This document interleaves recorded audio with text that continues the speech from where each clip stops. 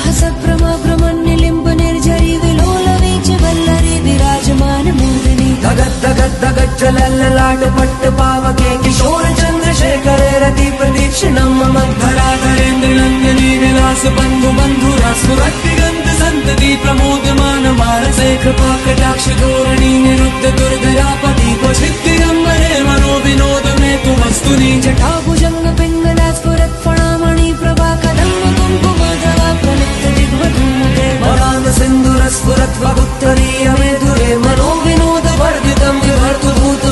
கும்பாபிஷேகத்திற்கு பிறகு சாயி ஜீராவில் சில முன்னேற்றங்கள் செய்யப்பட்டன. மாமரத்தடியில் பாபா மற்றும் விநாயகர் திருவுருவ மூர்த்தி ஏற்கனவே வைக்கப்பட்டிருப்பதை பார்த்தோம். மாமர கிளைகள் அடர்ந்து விரிந்து காணப்பட்டாலும் மழை வெயில் பாதிப்பு இரண்டு மூர்த்திகளுக்கும் உண்டு என்பதை உணர்ந்த சாய் தீபக் தம்பிக்கு மாமரத்தடியில் ஒரு சிறிய மண்டபம் அமைத்து அதனுள் பாபாவை பிரதிஷ்டை செய்ய வேண்டும் என்ற உள்ளுணர்வு ஏற்பட்டது. நம்ம சாய் அப்பா தான் மகா மந்திரக்காரராயிற்றே. தீபக்கு ஏற்பட்ட உள்ளுணர்வு நம் சாய் மகானின் பற்பல திருவிளையாடல்களில் ஒன்று. சாய் தீபக் தம்பி எனக்கு ஒரு குட்டி குரு. யூடியூப் ஸ்டார்ட் பண்ண நோக்கம் ஏற்பட்ட போது அவரிடம் என் எண்ணத்தை கூறினேன். நீங்க செய்யுங்க சாய், நான் இருக்க உங்களுக்கு என்று சொன்னதோடு நிற்கவில்லை. இன்று வரை எல்லா வகையிலும் எனக்கு உதவிக்கரம் கொடுத்து உறுதுணையாக இருந்து வருகிறார். இவரின் குரு டாக்டர் வினி சிட்லூரி.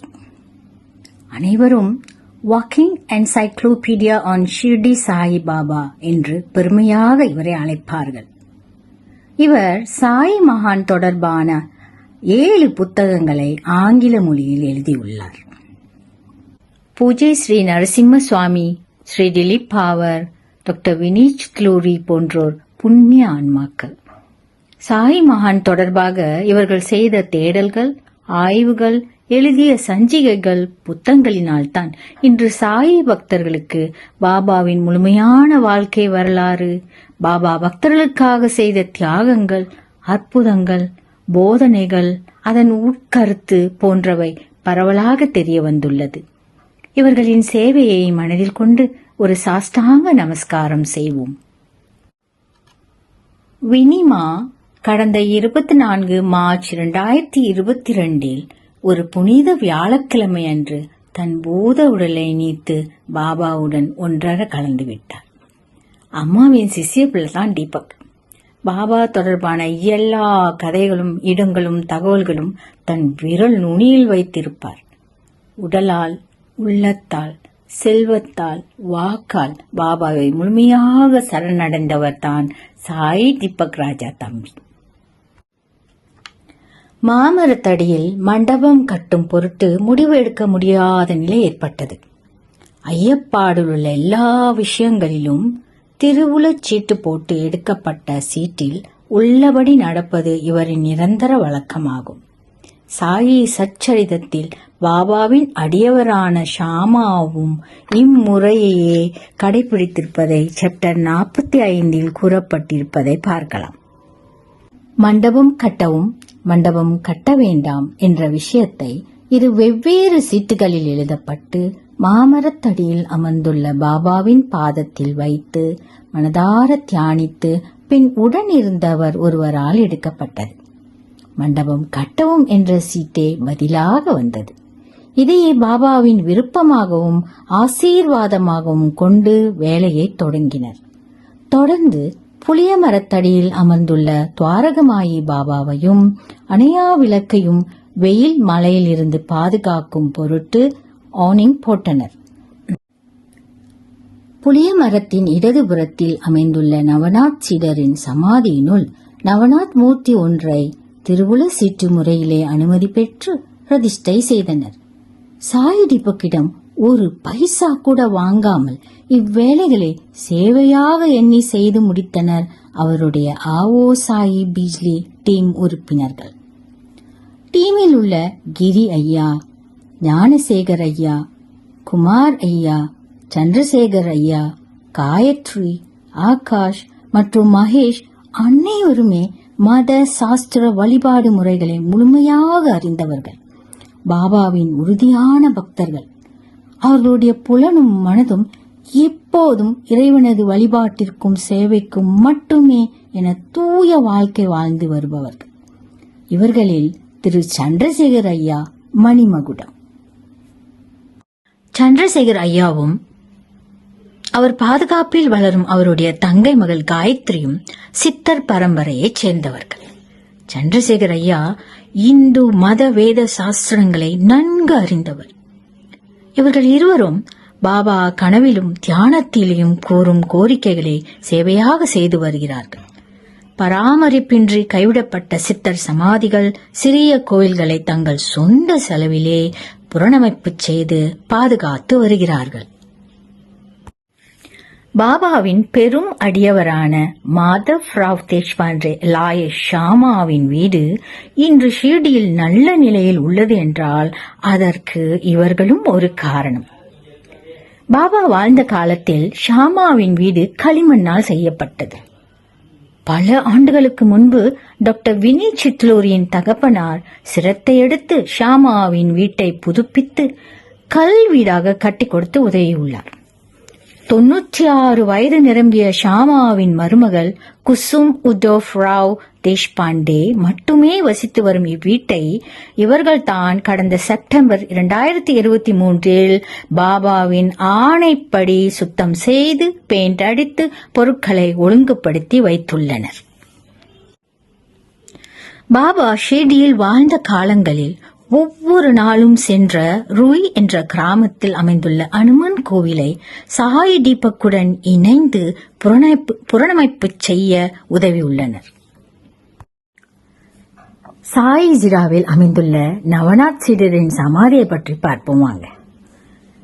தமிழ்நாட்டில் 17 சித்தர்கள் என்று கூறப்படுவது போல வடநாட்டில் 9 முக்கிய சித்தர்களை நவநாத் அல்லது நவநாத் சம்பிரதாயா என்பர்.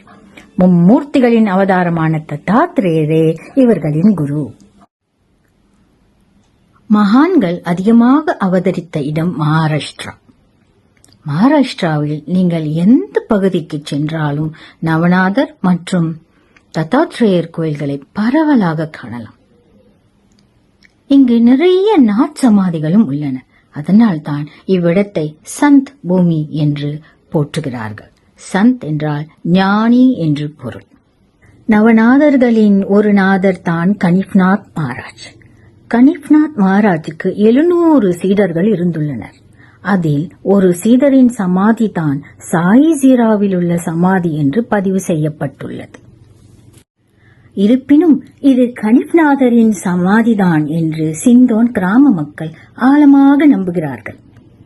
கனிப்நாதரின் சீடரின் சமாதி என்று பலரும் கூறுகிறார்கள். சுமார் 6 அல்லது 7 தலைமுறையாக இச்சமாதி இங்கு உள்ளதாக முரே குடும்பத்தினர் தெரிவித்தனர். சாயி ஜீராவில் உள்ள புளிய மரத்தை கடந்த பதிவுகளில் பார்த்திருப்பீர்கள். கனிப்நாத் சீடர் இப்புளிய மரத்தடியில் உள்ள பாறைகளில் தான் ஒவ்வொரு நாளும் அமர்ந்திருப்பாராம். நம் சாய்நாதரும் இதே பாறைகளில் அமர்ந்துள்ளதாக உறுதி செய்யப்பட்டதனால் தற்சமயம் அவர் திருவுருவ மூர்த்தியை பாறையின் மேல் வைத்துள்ளனர். இம்மலையிலிருந்து பார்த்தால் கீழ்நிலத்தில் அமைந்துள்ள கிராமம் தெளிவாக தெரியும். அதேபோல் கிராமத்திலிருந்து பார்த்தாலும் புளிய மரமும் சுற்றியுள்ள இடமும் நன்கு தெரியுமாம். நவநாதர்கள் தத்த தர்மப்படி பிச்சை எடுத்து உண்பதே தர்மம். இச்சீடரும் சந்நியாச தர்மப்படி கிராமத்திற்கு கால்நடையாகவே சென்று பிச்சை எடுத்து உண்டு வாழ்ந்து வந்துள்ளார். அக்காலகட்டத்தில் அவுரங்காபாத்தும் சுற்றியுள்ள ஊர்களும் அவுரங்கசீப் ஆட்சியில் இருந்துள்ளது. அவர் ராஜ்யத்தில் சித்தர்களுக்கு நிறைய தொந்தரவுகளும் உபாதைகளும் கொடுக்கப்பட்டன. நவநாதர் சீடர்களையும் சித்தர்களையும் எந்த கிராமத்திலும் நுழையவோ பிச்சை எடுக்கவோ அனுமதிக்கப்படவில்லையாம். இதனால் கிராம மக்கள் சீடரின் தரிசனம் பெற முடியாமல் தவித்துள்ளனர். அவர் மேல் கொண்ட அன்பினாலும் பக்தியினாலும் அவர்கள் வீடுகளிலிருந்தே புளிய மரத்தை நோக்கி கைகூப்பி வணங்கியுள்ளனர். இதுவே நாளடைவில் சீடர் சமாதி அடைந்த பின்பும் கடைபிடிக்கப்பட்டு வழக்கமானது. இக்கலாச்சாரம் பல தலைமுறை கடந்தும் இன்று வரை, அதாவது இந்நிமிடம் வரை பின்பற்றப்பட்டு வருகிறது. இதில் என்ன ஆச்சரியம்னா, சிந்தான் பிந்தான் கிராமத்தில் உள்ள அனைத்து வீடுகளுமே தரை வீடுகள் மட்டும்தான். மாடி வீடுகளை நீங்க கண்டிப்பா பார்க்க முடியாது. அப்படியே பணம் படைத்த சிலர் முயற்சித்தாலும் தோல்விதான். நம்ப முடியலவா? ஆனா இதுதான் சுத்தமான உண்மை. மாடி வீடுகள் எழுப்பப்பட்டால் தரை வீடுகளில் வசிப்பவர்களால் புளிய மரத்தை நோக்கி நவநாத் சீடரை வணங்க தடையாக இருக்கும். இதுதான் சித்தர்களின் மகிமை. அவுரங்கசீப் ஆட்சியில் மத வேறுபாடு காரணமாக சித்தர்களுக்கு உபாதைகள் கொடுத்ததோடு சித்தர்களின் சமாதிகளையும் உடைத்து வந்துள்ளனர். சாயிஜிராவில் வாழ்ந்த நவநாத சீடர் சமாதியானதும் அவரின் சமாதியின் மேல் பச்சை வர்ண வஸ்திரங்கள், அதாவது துணிகளை போட்டு பாதுகாத்து வந்துள்ளனர் கிராம மக்கள். 2015 வரை அவரின் சமாதியும் அவர் பயன்படுத்திய ஒரு சில பொருட்கள் மட்டுமே அங்கு இருந்துள்ளது. அதன்பின் கிராம மக்கள் சமாதிக்கு சிறிய மடம், அதாவது கோயில் கட்டி வணங்கி வந்துள்ளனர். கட்டிய சமாதி மடத்தில் நவநாத் திருவுருவ மூர்த்தியை வைக்க கலந்தாலோசித்துள்ளனர். என்ன காரணமோ தெரியவில்லை, அவர்களால் திட்டமிட்டபடி வைக்க முடியவில்லை. கும்பாபிஷேகம் முடிந்து 48வது நாளில் மண்டல பூஜை செய்தனர். பூஜை அன்று மாமரத்தடியில் எழுப்பப்பட்ட சிறிய அழகிய மண்டபத்தினுள் ஏற்கனவே அங்கு வைக்கப்பட்டிருந்த பாபா மூர்த்தியை முறைப்படி பிரதிஷ்டை செய்தனர். நவநாத் சமாதி மடத்திலும் நவநாத் திருவுருவ மூர்த்தியை தீபக்கன் டீம் பிரதிஷ்டை செய்தனர். கும்பாபிஷேகம் நடைபெற்றது போலவே மண்டல பூஜையும் வெகு விமர்சையாக நடைபெற்றது. நிறைய பக்தர்களும் கிராம மக்களும் கலந்து சிறப்பித்தனர்.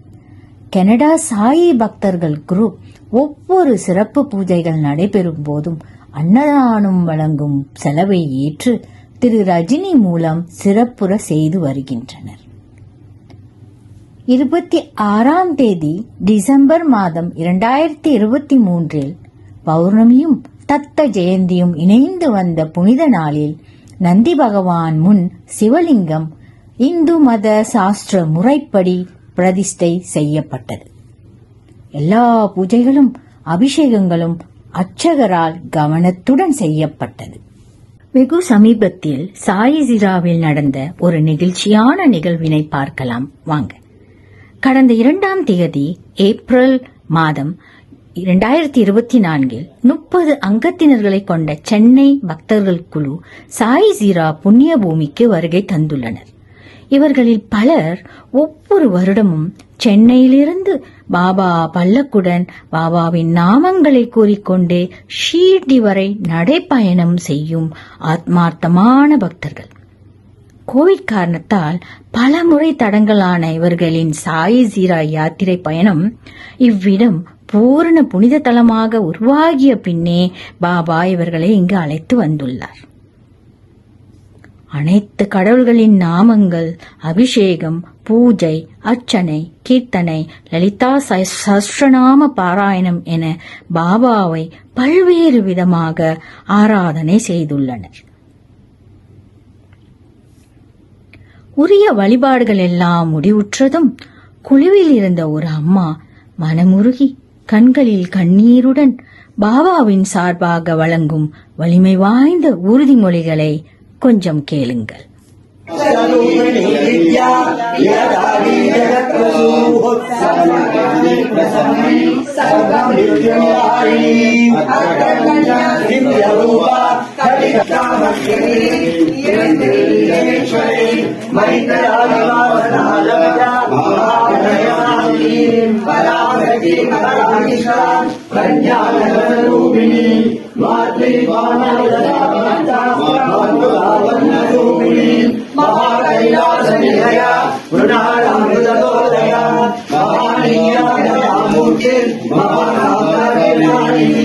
आत्मविद्या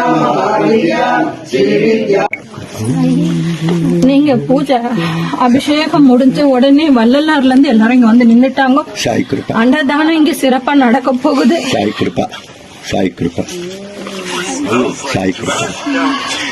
ஓம் சாய், ஸ்ரீ சாய். உங்களுடைய லலிதா சகஸ்ரநாம பாராயணத்துல அம்பாள் ரொம்பவும் மகக்குழு. சாய் கிருபா, சாய் கிருபா, சாய் கிருபா. அவ இங்க எழுந்தருள் இருக்கா. நிச்சயமா சாய் கிருபா, சாய் கிருபா, சாய் கிருபா. சாயினுடைய பல தோற்றங்கள்ல ஒரு தோற்றம் இங்க நிரந்தரமா இருக்கும். சாய் கிருபா, வர பக்தர்களுக்கு எந்த ஏமாற்றமும் எந்த காலத்திலயும் நடக்காது. சாய் கிருபா, சாய். பாபா இந்த மாமரம் அமைந்துள்ள பகுதியில எவ்வளவு காலம் வாழ்ந்தாருன்னு நமக்கு தெரியாது. சாய் சச்சரித்ராவிலோ வேற எந்த புத்தகத்திலோ அதை பத்தி குறிப்பிடவே இல்லை. இருப்பினும் 60 ஆண்டு காலம் அவர் வாழ்ந்த ஷீர்டியில் உள்ள குருஸ்தான், சாவடி, துவாரகமாயில எந்த புனிதமும் சக்தியும் உள்ளதோ அதே ஆசீர்வாதத்தையும் அருளையும் சாய் ஜீராவிலும் நாம் கண்டிப்பாக பெறலாம். சாய் மகானை வணங்கும் ஒவ்வொரு பக்தருக்கும் ஷீரடிக்கு செல்லும் வாய்ப்பு கிடைக்கும். சாய் ஜீராவுக்கும் சென்று நம் பாபாவின் அருளையும் ஆசியும் பெற வேண்டும் என்பது என்னுடைய தாழ்மையான வேண்டுகோள். நம்மை காக்கும் பாபாவின் இடங்களை காக்க வேண்டியது நம்முடைய கடமைதானே.